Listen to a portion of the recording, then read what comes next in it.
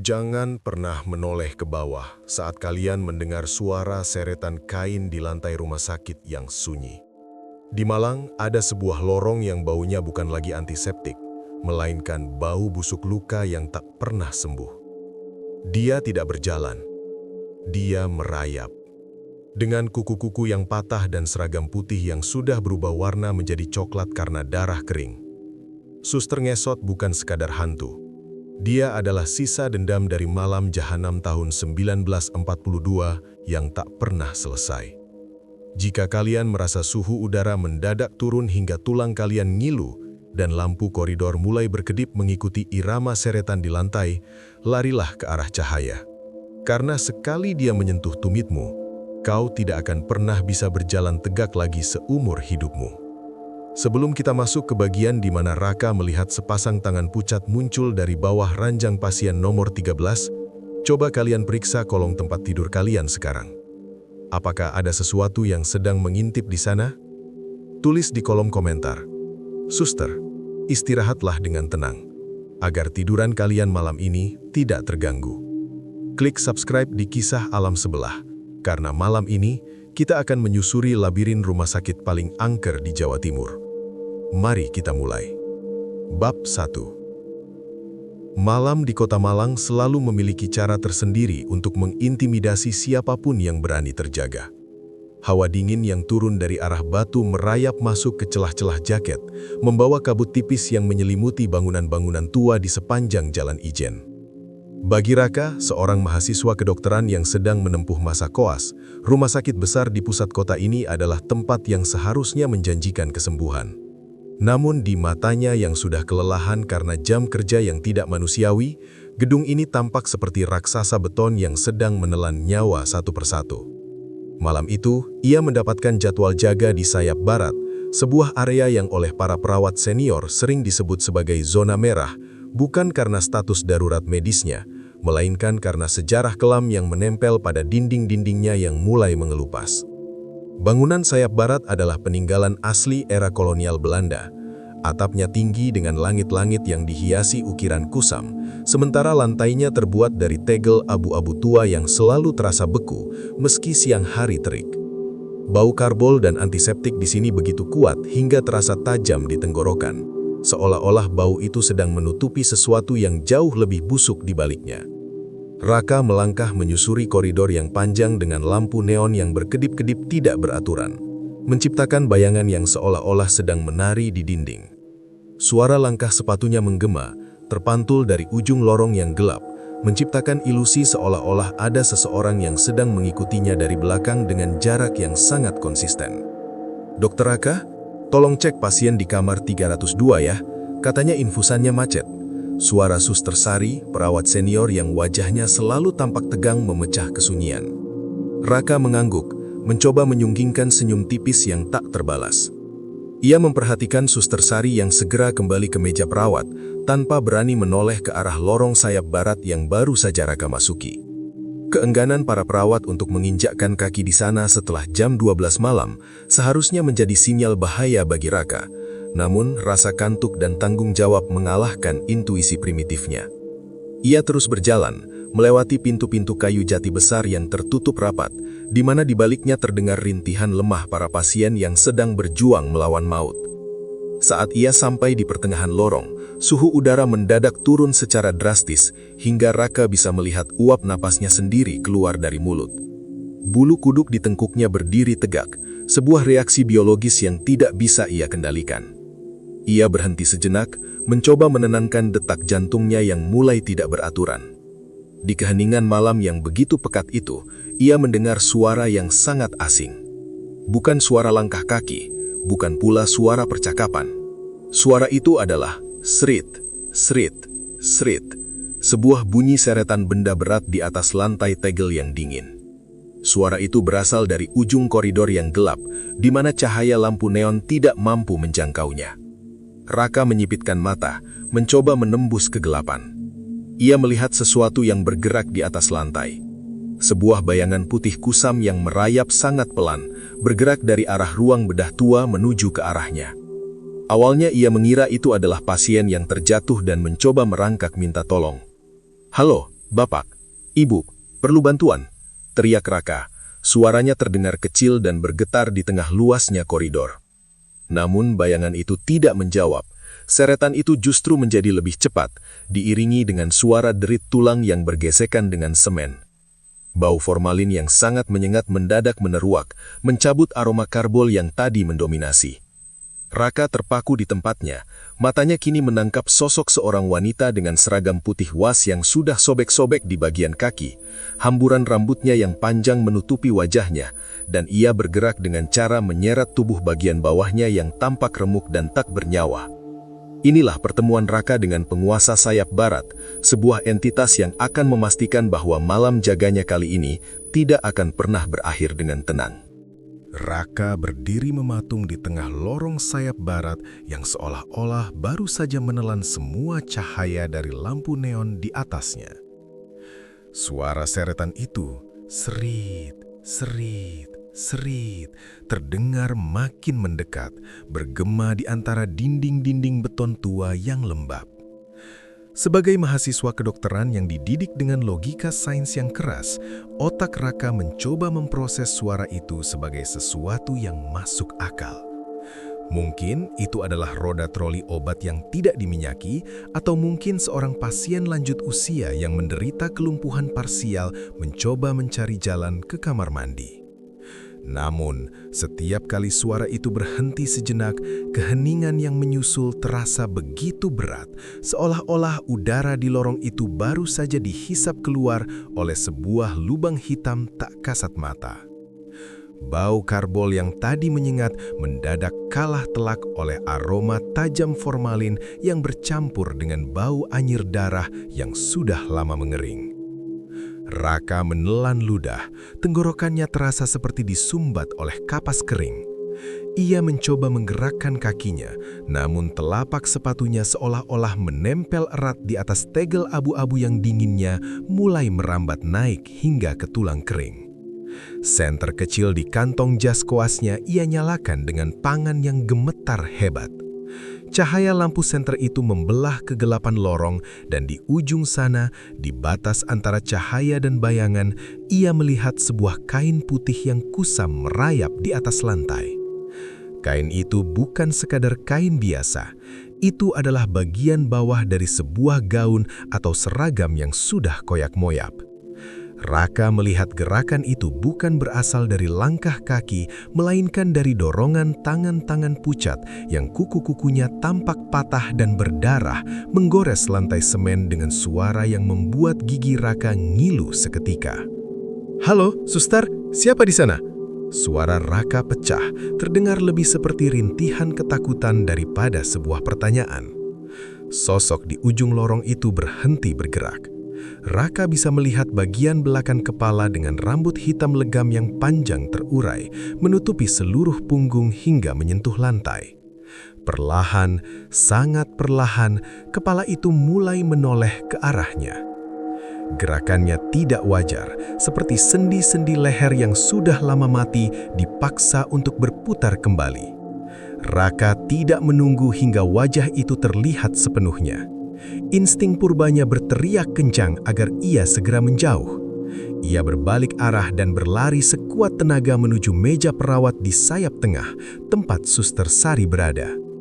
Namun setiap langkah yang ia ambil terasa sangat lambat, seolah-olah ia sedang berlari di dalam cairan kental yang menahan setiap gerakannya. Sambil berlari, Raka terus mendengar suara seretan itu mengikutinya dari belakang. Kali ini suaranya lebih cepat, lebih agresif. Serit, serit, serit, bunyinya seperti kain yang ditarik paksa di atas tumpukan kerikil tajam. Raka sampai di pintu penghubung sayap barat, namun pintu kayu jati yang tadi terbuka lebar kini tertutup rapat dan terkunci dari luar. Ia menggendor pintu itu dengan kepalan tangannya yang gemetar, berteriak memanggil nama Suster Sari, namun suaranya seolah-olah tertelan oleh dinding-dinding rumah sakit yang sepi. Di belakangnya, suara seretan itu berhenti tepat di belakang tumit kakinya. Raka bisa merasakan hawa dingin yang luar biasa menyentuh belakang lehernya. Sebuah hawa yang baunya seperti ruang jenazah yang tidak pernah dibersihkan selama puluhan tahun. Ia memejamkan mata rapat-rapat, merapal doa apapun yang ia ingat di tengah kepanikan yang mencekik. Namun di dalam kegelapan di balik kelopak matanya, ia justru melihat gambaran yang lebih mengerikan. Seorang wanita berseragam perawat tahun 1940-an sedang berbaring di lantai ruang operasi, sementara beberapa pasang kaki bersepatu laras milik tentara Jepang menginjak-injak tulang kakinya hingga hancur berkeping-keping. Jeritan wanita itu tidak terdengar melalui telinga, melainkan langsung bergema di dalam batin Raka. Saat Raka berani membuka mata kembali, lorong itu sudah kosong. Bayangan putih itu menghilang, namun di atas lantai tegel abu-abu di tempat sosok itu tadi berada, terdapat jejak cairan bening yang berbau formalin membentang panjang menuju ke arah kamar 302, kamar pasien yang seharusnya ia periksa malam itu. Suara seretan itu kini terdengar lagi, namun jauh lebih halus, berasal dari balik pintu kamar pasien tersebut, mengundang Raka untuk masuk ke dalam mimpi buruk yang baru saja dimulai. Raka berdiri di depan pintu kamar 302 dengan napas yang masih tersengal-sengal. Jantungnya berdegup begitu kencang hingga ia merasa organ itu bisa meledak kapan saja. Ia menatap papan nama pasien yang terselip di bingkai kayu tua itu. Pak Broto, 68 tahun, pasca operasi pengangkatan tumor perut. Nama itu seharusnya memberikan rasa aman, sebuah bukti bahwa di dalam sana ada manusia hidup yang membutuhkannya. Namun, jejak cairan formalin yang membekas di lantai lorong tadi masuk tepat di bawah celah pintu kamar tersebut. Raka mencoba memutar kenop pintu yang terasa sangat dingin, sedingin es kutub. Begitu pintu terbuka, bau karbol di dalam ruangan itu begitu menyengat, hampir terasa seperti sedang mencoba menutupi bau busuk yang sangat kuat yang tersembunyi di sudut-sudut kamar. Di dalam kamar yang hanya diterangi oleh lampu tidur kecil yang berpendar kekuningan, Pak Broto tampak sedang berbaring kaku di atas ranjang besi tuanya. Matanya melotot menatap langit-langit, mulutnya terbuka sedikit seolah-olah ia sedang mencoba menghirup oksigen yang tidak pernah sampai ke paru-parunya. Raka mendekat dengan langkah yang sangat hati-hati. "Pak Broto, ini saya, Dr. Raka. Bagaimana kondisi Bapak malam ini?" tanya Raka dengan suara yang berusaha ditenangkan. Pak Broto tidak menjawab secara verbal.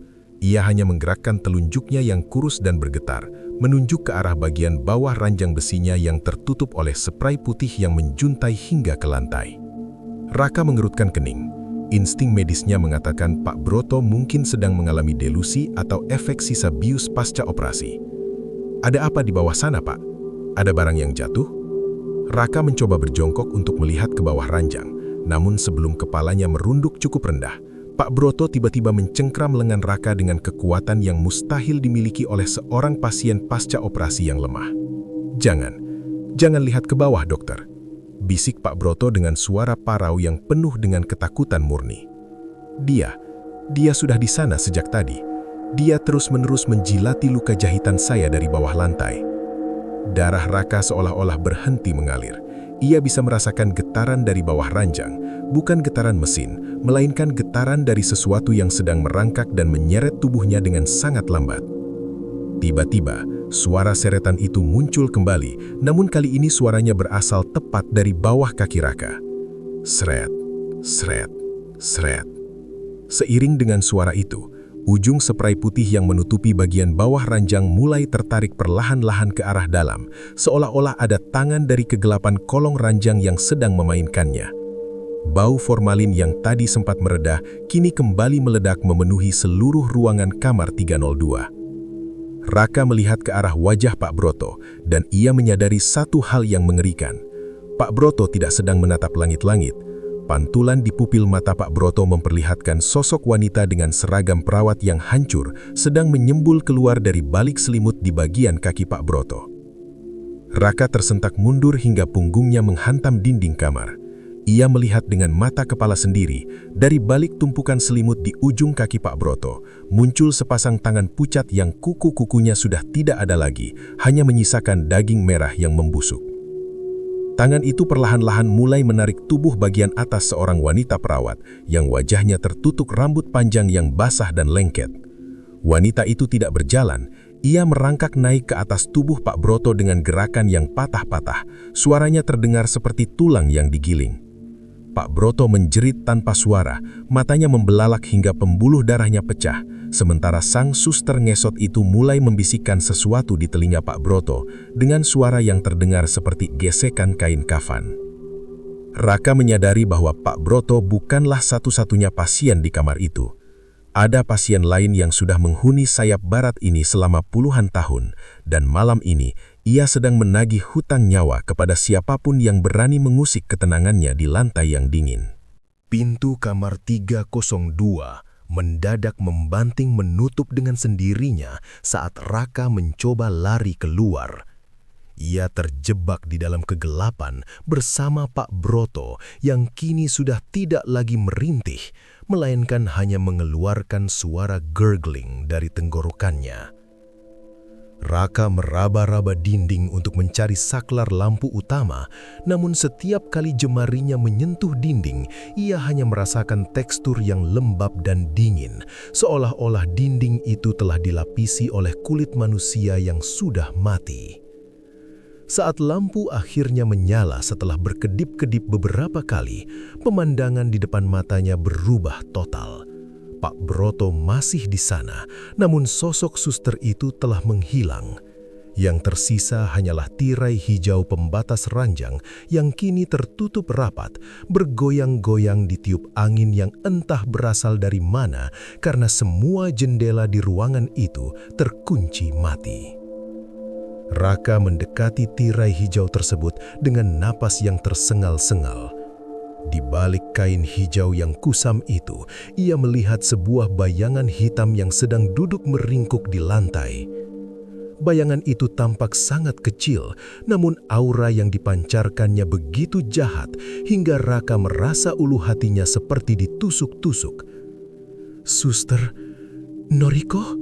Raka menyebut sebuah nama yang entah dari mana muncul di benaknya, sebuah nama yang ia dengar samar-samar dalam obrolan para perawat senior di kantin rumah sakit beberapa hari lalu. Begitu nama itu terucap, bayangan di balik tirai itu berhenti bergerak. Keheningan yang sangat pekat menyelimuti ruangan, membuat suara detak jam dinding terdengar seperti suara dentuman palu godam. Perlahan-lahan, tirai hijau itu mulai tersingkap dari bawah. Raka melihat sepasang telapak kaki yang posisinya sangat tidak wajar. Keduanya menekuk ke arah belakang dengan tulang-tulang yang mencuat keluar dari kulit yang sudah berwarna biru kehitaman. Kaki itu tidak bisa menapak, ia hanya terseret di atas lantai saat sosok di baliknya mulai bergerak maju. Sosok itu menyembul dari balik tirai. Wajahnya kini terlihat lebih jelas di bawah cahaya neon yang tidak stabil. Wajah itu hancur di bagian rahang bawah, seolah-olah telah dipukul berulang kali dengan benda tumpul. Matanya yang sebelah kiri menggantung keluar dari rongganya, namun matanya yang sebelah kanan menatap Raka dengan kebencian yang sangat dalam. Wanita itu memakai seragam perawat tahun 1940-an yang penuh dengan noda tanah dan darah kering. "Kenapa kau panggil aku?" Suara itu keluar bukan dari mulut yang hancur itu, melainkan seolah-olah bergema dari seluruh dinding ruangan. Sosok suster itu mulai merangkak dengan sangat cepat ke arah Raka menggunakan kedua tangannya. Setiap kali tangannya menghantam lantai tegel, terdengar suara plak, plak, plak yang sangat nyaring, seperti suara daging mentah yang dibanting ke atas meja. Raka mencoba memanjat ke atas ranjang Pak Broto untuk menghindar, namun sosok itu sudah lebih dulu mencengkeram pergelangan kaki Raka dengan tangan yang sedingin es kutub. Raka berteriak kesakitan saat merasakan kuku-kuku tajam suster itu menembus kulit kakinya, menariknya turun ke lantai dengan kekuatan yang luar biasa. Ia jatuh tersungkur di atas lantai yang keras. Wajah suster itu kini hanya berjarak beberapa sentimeter dari wajahnya. Bau busuk mayat dan formalin menyerang indera penciumannya hingga ia hampir pingsan. Suster itu membuka mulut yang hancur dan dari dalamnya keluar cairan hitam yang kental serta ribuan ulat-ulat kecil yang mulai merayap ke arah wajah Raka. "Jaga malam selamanya di sini," bisik suster itu. Di saat itulah Raka menyadari bahwa tirai hijau itu bukan sekedar pembatas ranjang, melainkan tirai yang memisahkan dunia manusia hidup dengan dimensi sayap barat yang terkutuk. Ia bisa melihat di balik tirai itu kini muncul banyak sosok pasien dan perawat lain yang semuanya memiliki luka-luka mengerikan di bagian kaki mereka, merayap di atas lantai dingin rumah sakit Malang ini, bersiap untuk menyambut anggota baru dalam komunitas abadi mereka yang terbuang. Kesadaran Raka perlahan kembali saat ia merasakan sensasi dingin dari lantai tegel yang menempel di pipinya. Ia tidak lagi berada di kamar 302. Entah bagaimana, ia kini terkapar di dalam sebuah ruangan sempit yang dipenuhi oleh rak-rak kayu raksasa yang sudah lapuk dimakan usia. Cahaya senternya yang masih menyala redup memperlihatkan tumpukan map-map kertas berwarna coklat yang sudah sangat berdebu. Ini adalah ruang arsip lama yang terletak di basement sayap barat, sebuah tempat yang seharusnya terkunci rapat dan dilarang untuk dimasuki oleh siapapun, kecuali kepala rumah sakit. Bau kertas tua yang lembab bercampur dengan aroma karbol yang samar membuat kepala Raka terasa pening. Ia mencoba berdiri, namun kakinya terasa sangat nyeri di tempat suster itu mencengkramnya tadi. Raka meraba sebuah buku besar bersampul kulit hitam yang di atasnya tertulis tahun 1942 sampai 1945, laporan medis internir. Dengan tangan gemetar, ia membuka lembar demi lembar buku tersebut. Di dalamnya terdapat catatan-catatan medis dalam bahasa Belanda dan Jepang yang sulit ia pahami. Namun matanya tertuju pada sebuah foto hitam putih yang terlepas dari selipan halaman. Foto itu menunjukkan seorang perawat muda yang sangat cantik dengan senyum yang manis, berdiri di depan gedung sayap barat yang saat itu masih tampak baru dan bersih. Di bawah foto tersebut terdapat tulisan tangan yang rapi. Zuster Noriko Ambarwati, meninggal 17 Agustus 1942. Semakin dalam Raka membaca arsip-arsip yang berceceran, sebuah cerita kelam mulai terungkap. Noriko bukan meninggal karena sakit atau kecelakaan biasa. Ia adalah korban dari sebuah pengkhianatan yang sangat keji di tengah masa transisi kekuasaan kolonial. Noriko dikabarkan mengetahui rahasia tentang gudang obat-obatan dan suplai medis yang disembunyikan oleh pihak Belanda untuk pejuang lokal. Saat tentara Jepang masuk ke Malang, mereka menginterogasi Noriko secara brutal di ruang bawah tanah ini. Karena Noriko menolak untuk bicara, para tentara itu menghancurkan kedua kakinya dengan popor senapan dan balok kayu agar ia tidak bisa lari. Lalu mereka memaksanya untuk merangkak di sepanjang lorong sayap barak sambil menjanjikan bantuan medis yang tidak pernah datang. Raka melihat sebuah catatan harian yang ditulis oleh seorang saksi mata, seorang pasien yang saat itu bersembunyi di balik lemari. Catatan itu menceritakan bagaimana Noriko akhirnya meninggal karena kehabisan darah di atas lantai dingin koridor utama, tepat di bawah lampu neon yang saat itu baru dipasang. Sebelum napas terakhirnya, Noriko bersumpah bahwa siapapun yang berjalan tegak di atas lantai yang telah meminum darahnya akan merasakan penderitaan yang sama dengan yang ia rasakan. Sumpah itu seolah-olah mengunci jiwanya di dalam material bangunan sayap barat ini, menjadikannya penunggu abadi yang mendendam pada setiap kaki yang melangkah tanpa beban di atas wilayah kekuasaannya. Tiba-tiba, suara seretan kain itu muncul kembali dari balik rak-rak arsip. Kali ini suaranya disertai dengan suara tangisan lirih seorang wanita yang meminta tolong dalam bahasa Jawa kuno.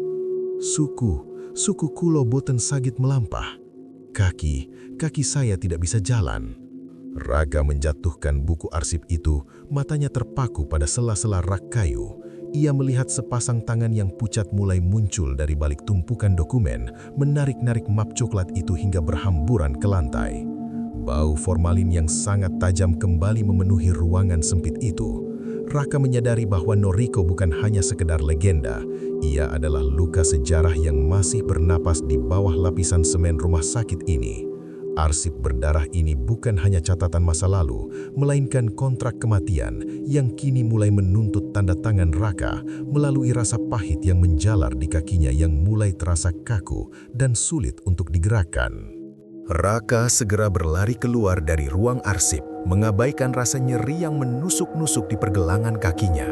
Ia melihat sebuah lift tua di ujung lorong bawah tanah, satu-satunya akses tercepat untuk kembali ke sayap tengah yang lebih aman.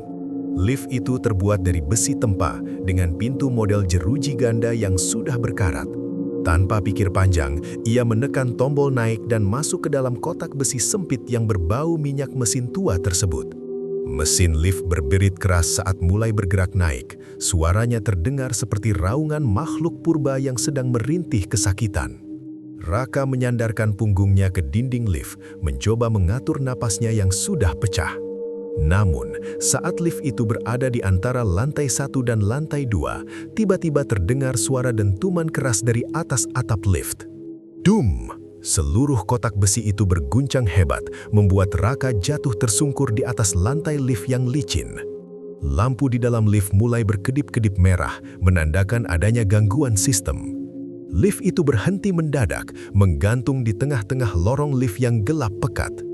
Raka menekan semua tombol dengan panik, namun tidak ada satupun yang berfungsi. Ia mencoba berteriak meminta tolong melalui celah pintu jeruji lift yang tertutup, namun suaranya hanya terpantul kembali oleh dinding lorong beton yang sunyi.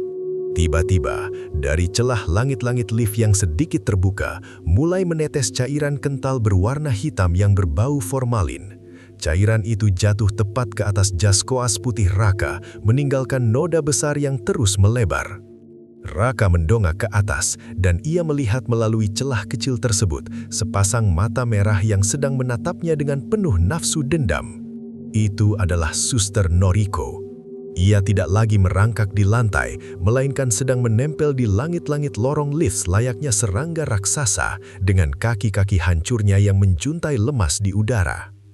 Suara seretan kain yang ikonik itu kini terdengar dari atas kepala Raka. Sret, sret, sret, seolah-olah Noriko sedang mencoba mencari jalan masuk ke dalam kotak besi tersebut. Tiba-tiba, tangan-tangan pucat Noriko muncul dari celah pintu jeruji lift yang tertutup, mencoba menarik jeruji itu hingga melengkung dengan kekuatan supranatural yang luar biasa. Raka menuju ke sudut paling belakang lift, namun di sana ia merasakan sesuatu yang dingin menyentuh punggungnya. Saat ia menoleh, ia melihat bahwa dinding lift yang tadinya besi padat kini telah berubah menjadi tumpukan kain kafan yang basah dan berdenyut, seolah-olah lift ini telah menjadi bagian dari tubuh Noriko sendiri. Tidak ada tempat untuk lari, dokter. Bisikan itu terdengar dari speaker intercom lift yang seharusnya mati. Suara Noriko terdengar sangat dekat, seolah-olah makhluk itu sedang berdiri tepat di belakang telinga Raka. Lift itu tiba-tiba meluncur turun kembali dengan kecepatan yang sangat tinggi, membuat Raka merasa jantungnya seolah-olah tertinggal di atas.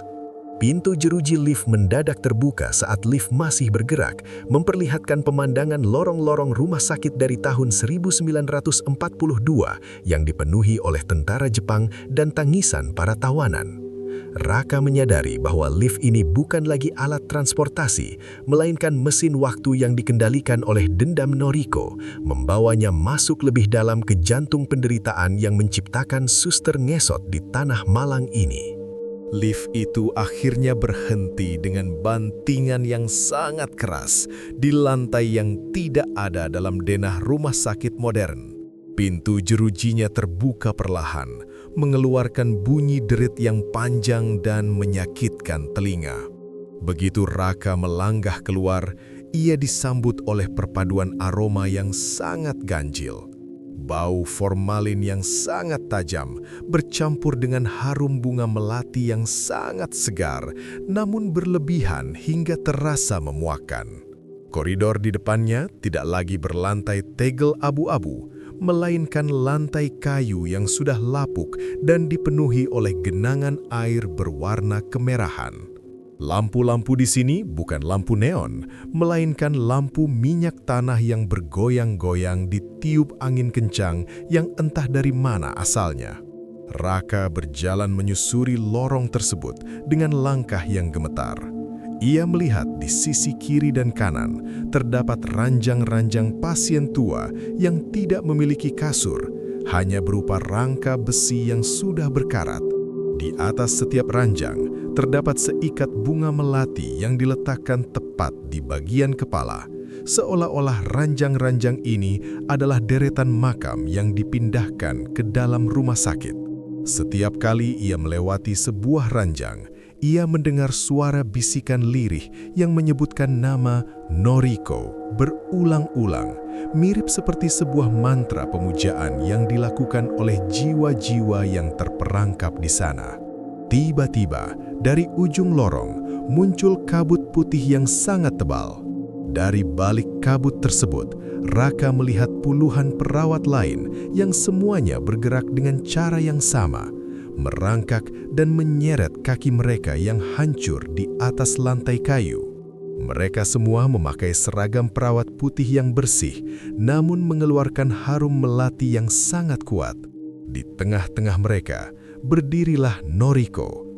Berbeda dengan penampakan sebelumnya, kali ini wajah Noriko tampak sangat cantik dan utuh, persis seperti dalam foto di ruang arsip, namun matanya memancarkan kesedihan yang sangat dalam. Ia memegang sebuah botol formalin besar yang isinya tampak mendidih. "Kenapa kau mencari tahu rahasia kami, anak manusia?" tanya Noriko dengan suara yang merdu, namun mengandung otoritas yang menekan. "Tempat ini adalah rumah bagi mereka yang dilupakan oleh sejarah. Kami adalah saksi bisu dari kekejaman yang kalian anggap sudah selesai." Noriko mendekat ke arah Raka tanpa menyentuh lantai. Ia melayang rendah, seolah-olah kakinya yang hancur tidak lagi menjadi beban baginya. Setiap langkah gaibnya meninggalkan jejak kelopak bunga melati yang langsung berubah menjadi noda darah hitam saat menyentuh lantai. Raka tidak bisa menjawab, lidahnya terasa kaku seperti tersiram formalin. Ia melihat di sekelilingnya, perawat-perawat lain mulai mengepungnya, tangan-tangan pucat mereka mulai meraih kaki Raka, mencoba menariknya untuk ikut merangkak bersama mereka di atas lantai yang penuh paku berkarat dan pecahan kaca. Bau melati yang tadi harum, kini berubah menjadi bau busuk mayat yang menyengat dalam hitungan detik. Noriko menuangkan isi botol formalinnya ke atas lantai, dan seketika lantai kayu itu berubah menjadi sungai darah yang panas. Raka menyadari bahwa kecantikan Noriko di dimensi ini hanyalah topeng untuk menyembunyikan penderitaan yang luar biasa. Di bawah harum melati itu tersimpan dendam yang tidak akan pernah padam selama sayap barat rumah sakit ini masih berdiri tegak di jantung kota Malang.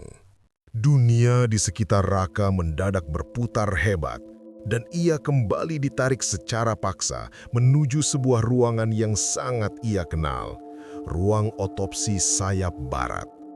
Namun, ini bukan ruang otopsi yang biasa ia gunakan untuk praktikum. Ruangan ini tampak jauh lebih primitif, dengan meja otopsi dari batu granit besar dan peralatan bedah yang masih terbuat dari baja kasar yang berkarat.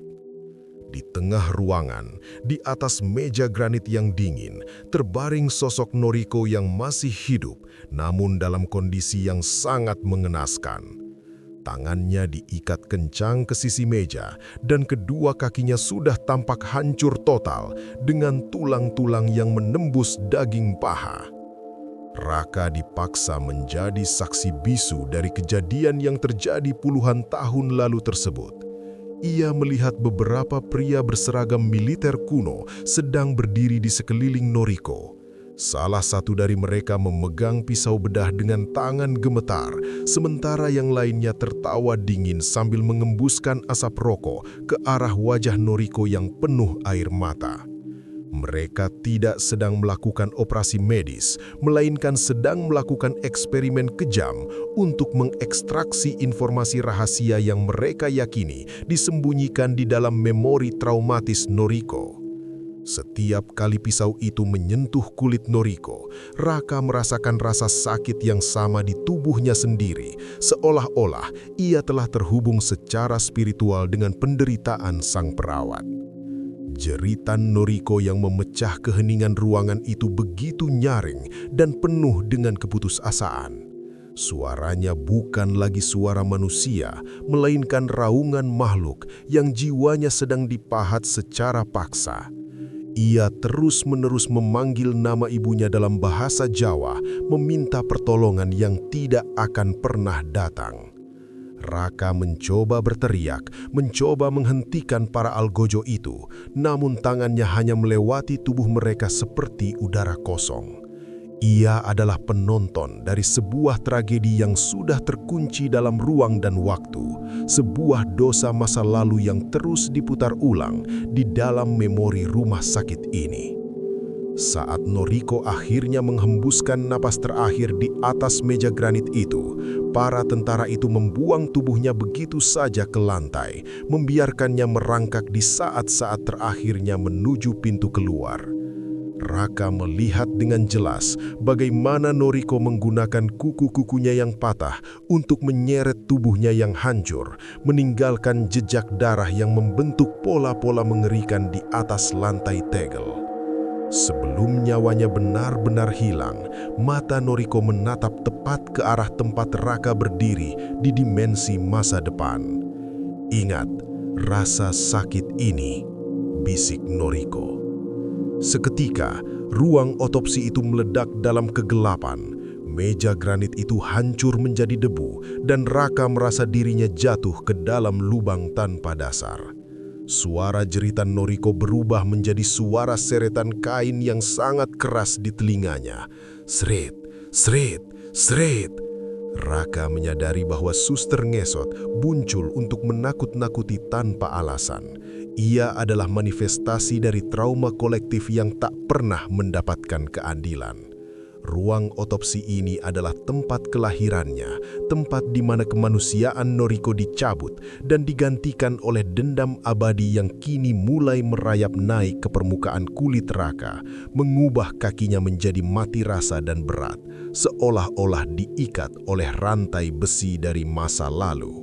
Raka berhasil berdiri kembali, namun ia menyadari bahwa struktur rumah sakit di sekelilingnya telah berubah menjadi sebuah labirin koridor yang tak masuk akal.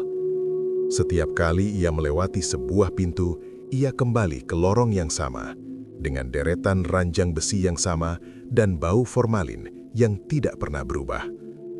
Tidak ada jendela, tidak ada tanda-tanda kehidupan, bahkan jam tangannya telah berhenti berdetak di angka 3 pagi.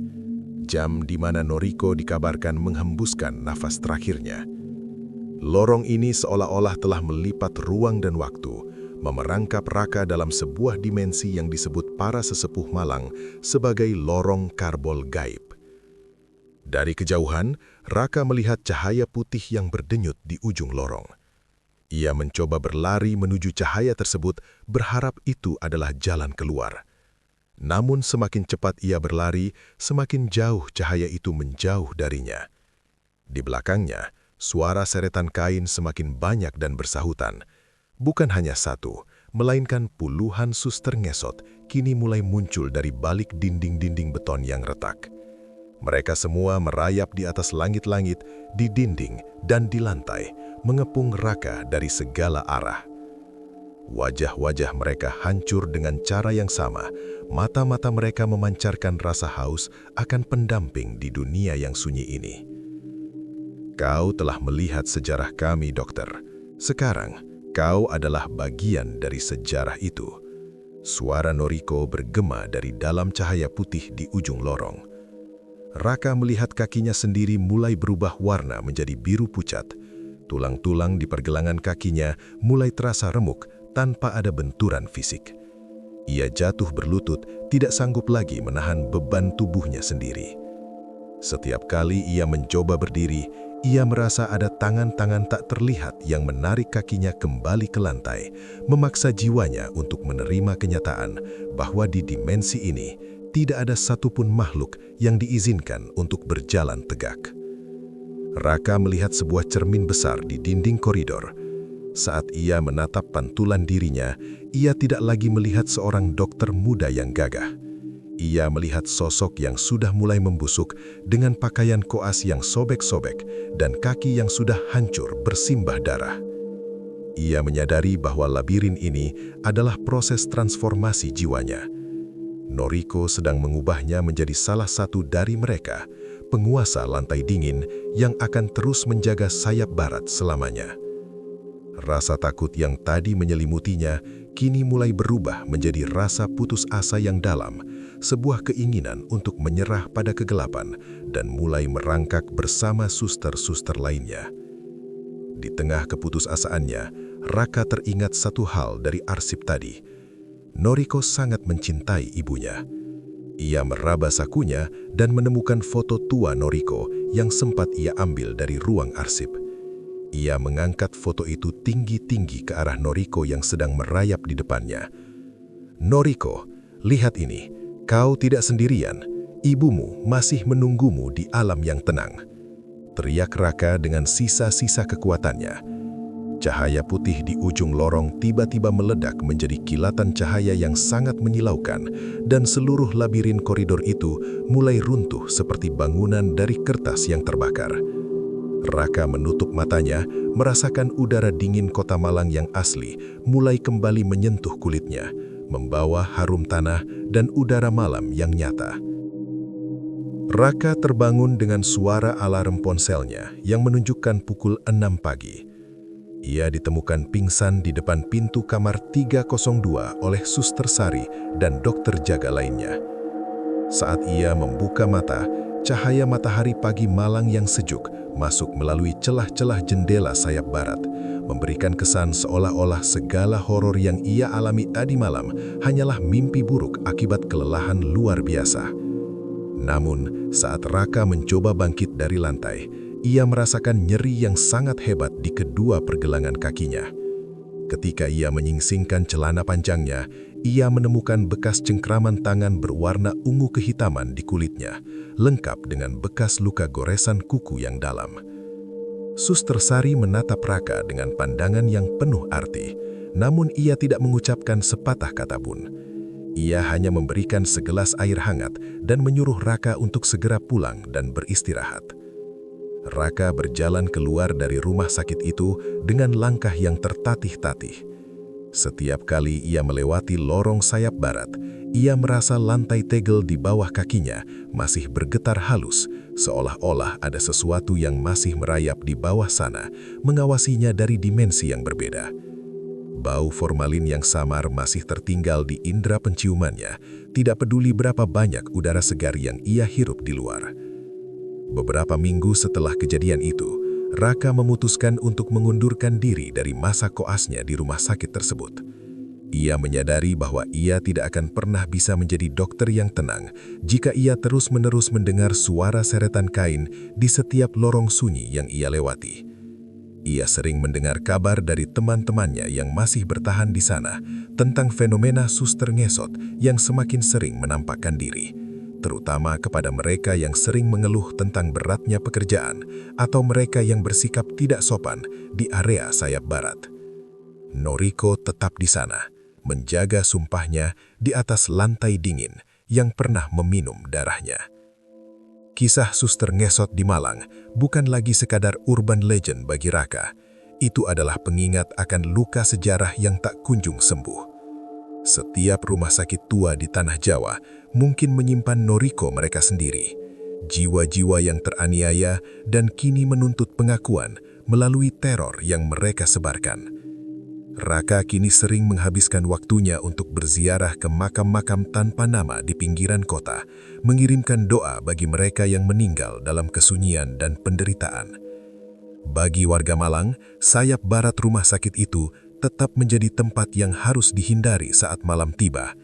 Karena di sana, di balik deru mesin AC dan harum karbol, masih ada suara sret, sret, sret yang setia menemani kesunyian malam, mengingatkan siapapun bahwa di dunia ini ada beberapa penderitaan yang ikatannya lebih kuat daripada kematian itu sendiri.